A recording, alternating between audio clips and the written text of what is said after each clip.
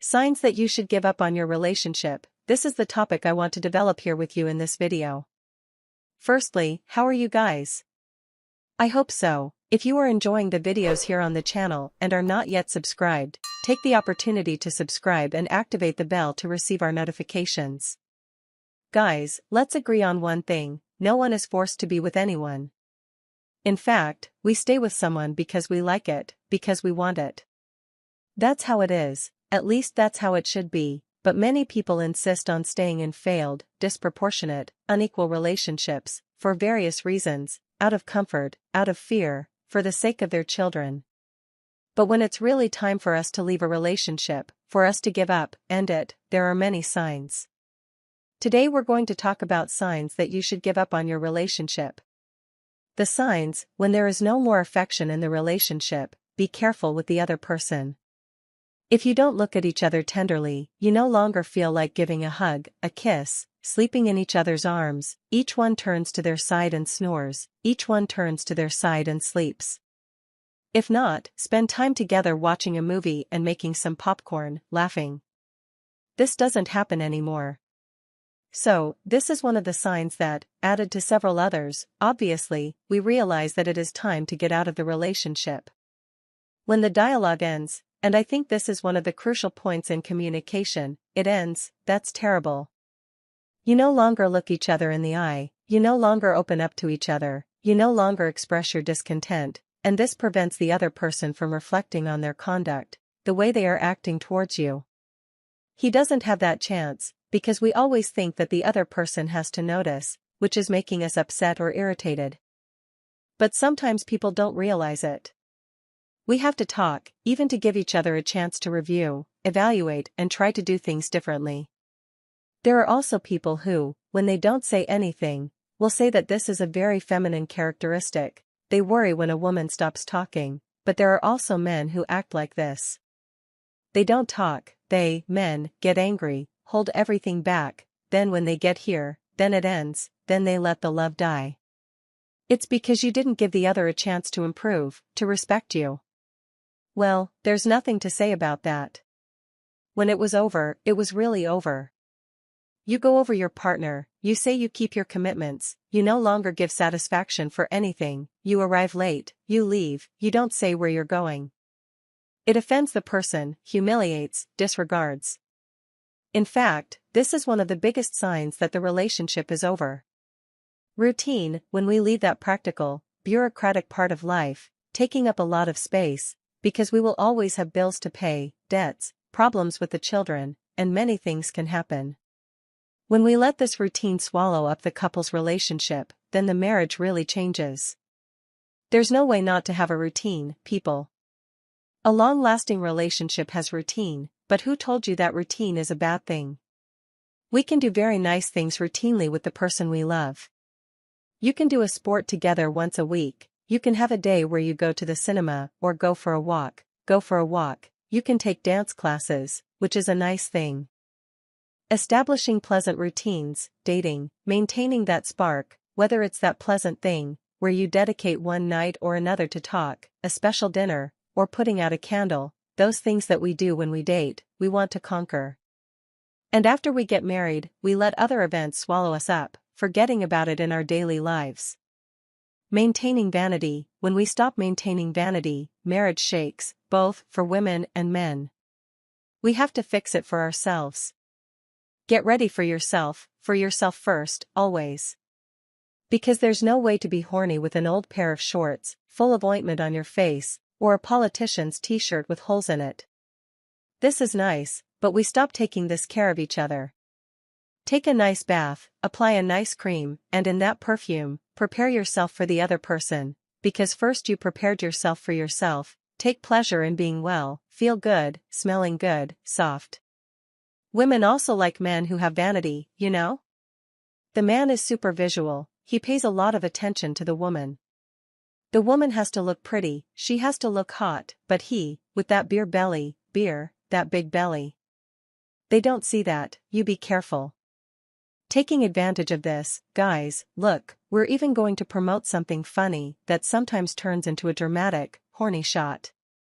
Excessive intimacy is complicated, be careful with that. Because when this happens, you become careless and neglect your partner. Establishing pleasant routines, dating, maintaining that spark, whether it's that pleasant thing, where you dedicate one night or another to talk, a special dinner, or putting out a candle, those things that we do when we date, we want to conquer. And after we get married, we let other events swallow us up, forgetting about it in our daily lives. Maintaining vanity, when we stop maintaining vanity, marriage shakes, both for women and men. We have to fix it for ourselves. Get ready for yourself first, always. Because there's no way to be horny with an old pair of shorts, full of ointment on your face, or a politician's t-shirt with holes in it. This is nice, but we stop taking this care of each other. Take a nice bath, apply a nice cream, and in that perfume, prepare yourself for the other person, because first you prepared yourself for yourself. Take pleasure in being well, feel good, smelling good, soft. Women also like men who have vanity, you know? The man is super visual, he pays a lot of attention to the woman. The woman has to look pretty, she has to look hot, but he, with that that big belly. They don't see that, you be careful. Taking advantage of this, guys, look, we're even going to promote something funny that sometimes turns into a dramatic, horny shot. Excessive intimacy is complicated, be careful with that.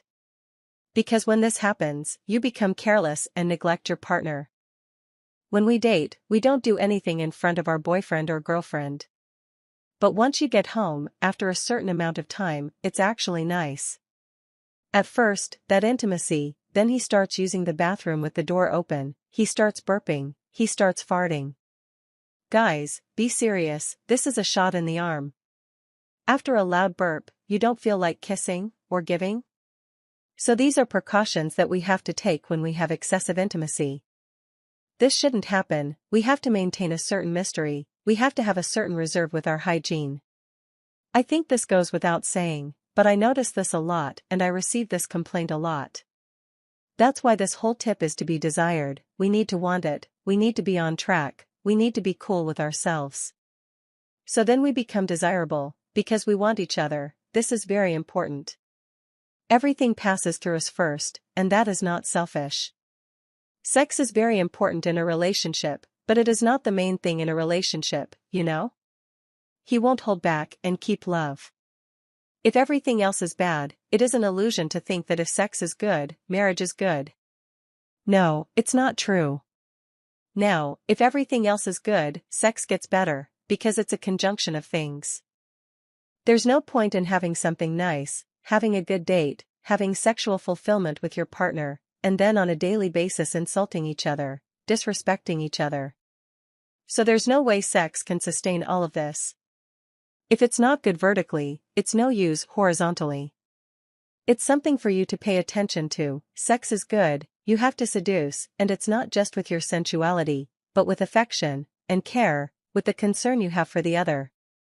Loyalty, of course, this is one of the biggest signs that the relationship is over. A breach of trust is very difficult to repair, but it is not impossible either.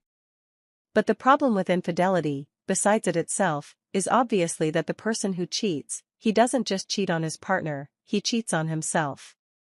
Because she compromises her own loyalty, she compromises what she set out to live with another person, she deceives them, she loses her peace, she takes away transparency from the relationship, from her own conscience, and it becomes difficult to live with a person who is not true to herself. Firstly, if a person is not true to themselves, how will they be to others? And this leads to loss of admiration, which is another sign that the relationship is over. When you stop admiring the person you love, admiration is a very important thing in a relationship. Admiration for the way a person is, what they think, how they act at work, in life, how they position themselves in life. And with infidelity, the admiration really ends, she loses a lot. The aggressiveness. Aggressiveness speaks for itself. Aggressive behaviors, stupidity, violence, destroy any love for others and for oneself. The heart chooses who we will love, but we have to use our reason to know who we have to stay with. If there is no return on investment, it is only on one side or on neither side, then it will end up paying off. How do you do it? How do you live in a relationship if neither of you invests in it? We need balance, there has to be reciprocity, it has to be proportional. The relationship is an exchange, so there has to be proportion. When it is an exchange, there has to be proportion, both parties have to invest in the relationship. How many times do you cry? How many times do you feel sad in your relationship, in your marriage, unmotivated, alone?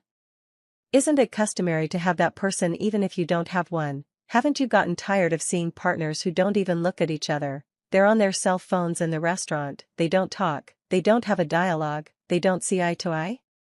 Do you consider the end of the relationship a failure?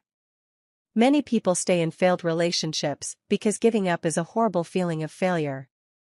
Could a defeat at the end of a relationship, acknowledging and ending it, be an opportunity for you to review yourselves, reevaluate yourselves, take a break, take stock?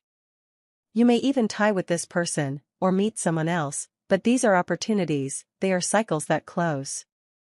When we keep insisting, we don't want to let go of something that's hurting us, our hand starts to bleed, so we need to assess whether it's over. If it's come to an end, it's because one of you got lost along the way, stopped investing in one another.